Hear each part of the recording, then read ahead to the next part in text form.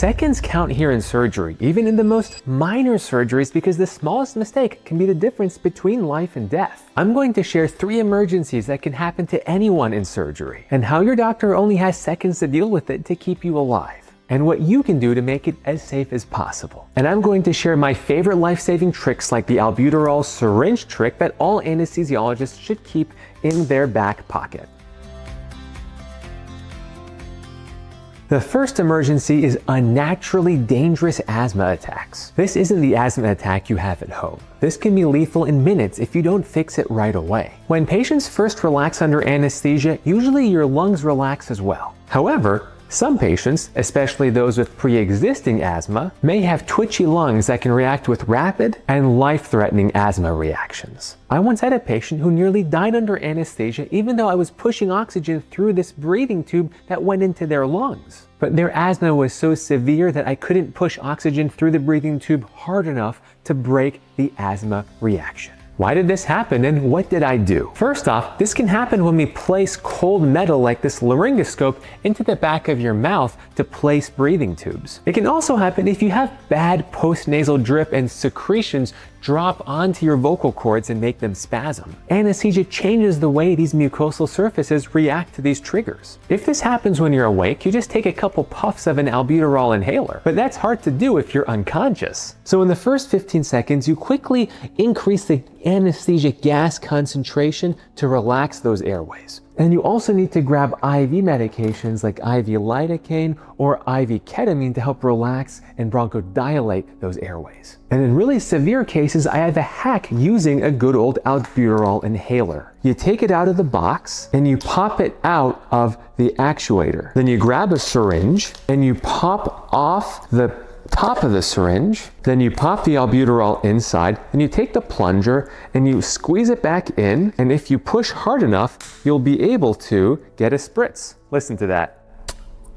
And you can put this into a breathing tube circuit to force the patient to get the albuterol into their lungs. So this hack can help you force albuterol into someone's lungs even if they're unconscious with that breathing tube in place. In very severe cases, you may need to come back here and grab IV adrenaline or epinephrine and give that to them to force their lungs to open up. But an ounce of prevention is a pound of treatment. So if you have a history of asthma, be sure to bring your albuterol inhaler with you to pre-op. I always ask my patients to take 2 puffs of their inhaler before they fall asleep. And you should always inform your anesthesiologist about asthma severity, recent symptoms, or hospitalizations. It's also important not to smoke cigarettes or cannabis for as long as you can before surgery, and definitely not the day of surgery. Smoking can increase secretions in the back of your mouth and can make you more triggered by the tubes and the breathing tools that go into the back of your mouth, like that cold metal. It can cause bad asthma or worse, laryngospasm, which is another life-threatening emergency. Seconds count here in surgery, even in the most routine surgeries, because even the slightest mistake can be the difference between life and death.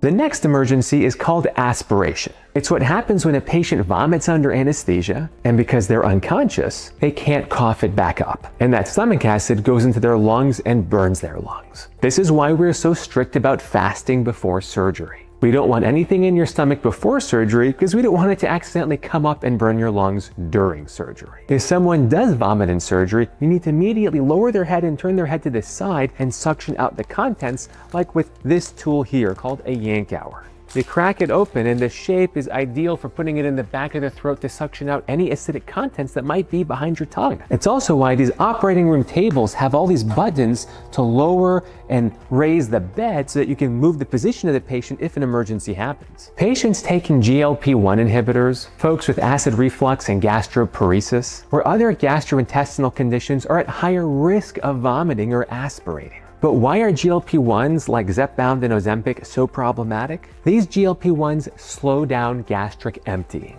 And I've seen huge chunks of food in patients' stomachs who were appropriately fasting, but just hadn't been able to digest the food yet because it hadn't gone through their system. This is terrifying for an anesthesiologist because there's nothing stopping that stomach acid and food contents from being vomited up and going straight back into the lungs, and there's nothing you can do to stop it if you see it. These breathing tubes help protect the lungs, but if you don't have one in place, you may not have time to get one in place fast enough to separate the lungs from the esophagus. This is why we ask patients taking GLP-1s to hold their medicine for about a week before surgery. We take similar precautions for patients who have other gastrointestinal conditions that increase the stomach acid contents. So if a patient is at risk, we have a couple tricks. The first is to ultrasound a patient's stomach to see is there anything actually in there. Stomach is on the left side, and you can see an empty stomach right here. I've been fasting appropriately. I don't cheat before surgery. Next, I go back to my medications here and grab IV Reglan or metoclopramide to help increase gastric emptying rates. I'll also give IV famotidine or Pepcid to lower the stomach acid concentration. And giving these IV is much faster and safer to patients who are unconscious, especially if they can't swallow pills. And just like for asthma, an ounce of prevention is a pound of treatment here as well, especially in life or death situations. So I ask all of my patients with a history of acid reflux to take their acid reflux medications before they come to surgery, and to not even dream of sneaking food in before they go under. If you're learning something new, hit that like button and share what you're learning with loved ones. And definitely visit my San Francisco clinic's website, claris-health.com, to learn more about your health and how to better advocate before surgery. Now let's move on to the third major emergency. Heart attacks under anesthesia are different than heart attacks at home. For one, many patients feel chest pain when they're at home and call 911. But under anesthesia, you can't feel a chest pain, so what do? Your doctor needs to be closely watching for clues to what's going on in your body. It's why we have all these cables here like spaghetti and have all these monitors to make sure that we can see what's going on in your body, because you can't tell us anything. Also, heart attacks at home are almost always from plaque rupturing in your blood vessels and shooting a clot down to your heart. But in the operating room, heart attacks are nearly always from low blood pressure, a very different cause, like when blood pressure drops from hemorrhage or blood loss, or the effects of anesthesia on your heart rate and blood pressure that we're monitoring with all these life support monitors. Certain arrhythmias can also happen in surgery. These can cause your heart to not beat properly and therefore not get enough oxygen in time, thereby causing a heart attack. So in these emergencies, we do not have much time. We're constantly monitoring the EKG to make sure there's no impending changes